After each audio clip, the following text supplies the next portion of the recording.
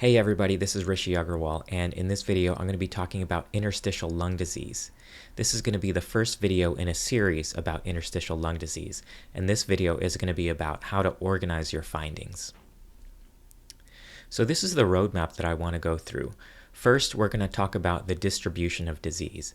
And when we talk about distribution in interstitial lung disease, there's two ways we can classify that.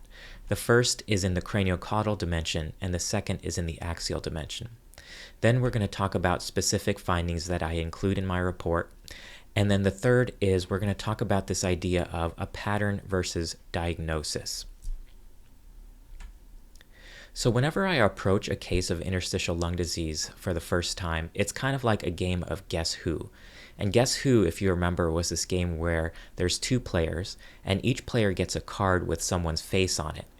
And by asking simple questions like, does your player have a hat? Does your player have brown hair, yes or no? You can start to exclude things and include things. And by a process of elimination, you get to the correct answer. One of the best ways to start that process of elimination is to figure out the craniocaudal distribution. And you can even do this on a chest x-ray if there's sufficient disease. And the two distributions are mid to upper lung predominant or lower lung predominant. Now, on a normal chest x-ray, the hyla bisect the chest so that there's an equal amount of lung above the hyla as there is below the hyla. Okay, so in this example, I drew a horizontal line bisecting the hyla, and you can see it's about equal above and below. Now, in this case, if we bisect the hyla, there's a lot more lung below that line compared to above that line, which means that this person has upper lung predominant disease. So I can use my differential for upper lung predominant disease, shorty, sarcoid, HP, occupational, radiation, TB fungus, and IPPFE, or idiopathic pleuroparenchymal fibroelastosis. And, even more importantly, we can exclude a couple things, like usual interstitial pneumonia and nonspecific interstitial pneumonia. Let's take a look at some of those things in the differential. In a patient with fibrotic sarcoid, you'll see bundles of traction bronchiectasis that have a mid to upper lung predominance and usually a central distribution. In a patient with chronic hypersensitivity pneumonitis, you'll see fibrosis in a heterogeneous distribution, and you'll see air trapping on your expiratory images. Now, these other three things in the differential, usually the patient will have a history of old TB, or a history of occupational lung disease or exposures, or cancer with prior radiation. Well, how about lower lung predominant disease?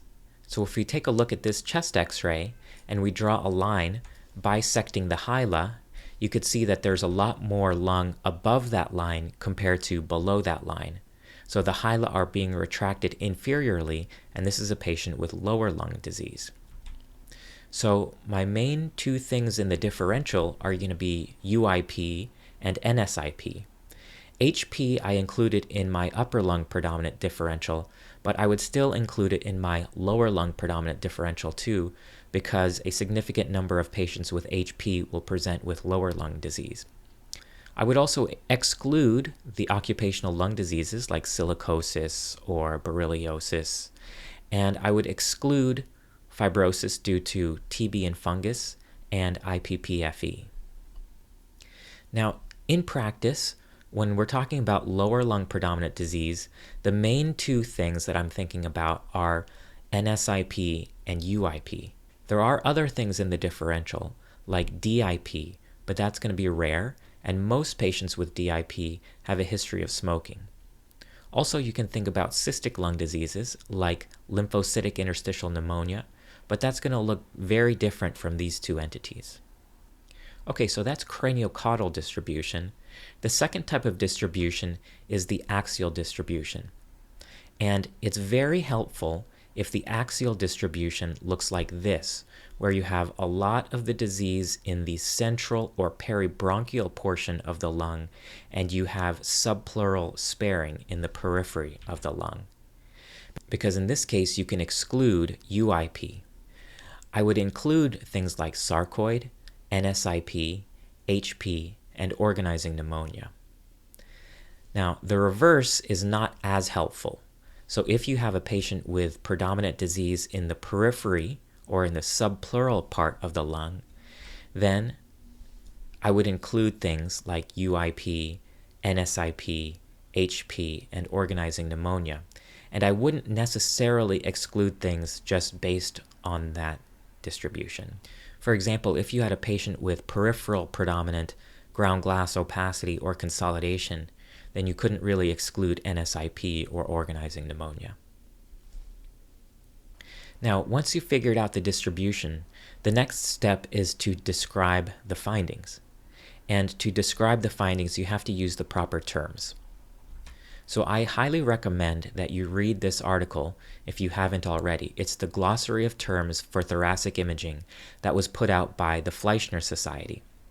And the 4 main terms that I always talk about in patients with interstitial lung disease are reticulation, ground glass opacity, honeycombing, and traction bronchiectasis. And I usually talk about whether they're present or absent. So even if they're not there, I'll say that there's no significant ground glass opacity or there's no significant honeycombing.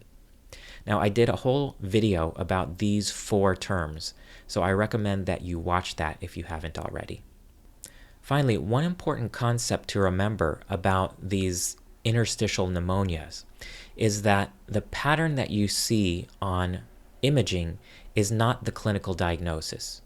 So, for example, if you call a patient a UIP pattern, most of those patients will have idiopathic pulmonary fibrosis, but a minority of patients can have rheumatoid or systemic sclerosis or hypersensitivity pneumonitis, etc. Similarly, if you call a case NSIP, then NSIP is not the diagnosis. The patient could have idiopathic NSIP, which is not super common. Most of the time, it's due to a connective tissue disease or a drug reaction. And the same is true for organizing pneumonia. You could have idiopathic organizing pneumonia, which is called cryptogenic organizing pneumonia. But a lot of patients will also be due to infection or drug toxicity or connective tissue disease. The point I'm trying to make is that these idiopathic interstitial pneumonias are not the diagnosis in and of themselves. They're the radiologic or histologic pattern, and you have to pair that with the clinical history to come up with a clinical diagnosis. All right, so in this video, we talked about how to organize your findings by determining the craniocaudal and axial distribution of disease, and by using the correct terminology. In future videos, I'm going to be talking about specific radiologic patterns. If you have any questions, please let me know in the comments below. Thanks.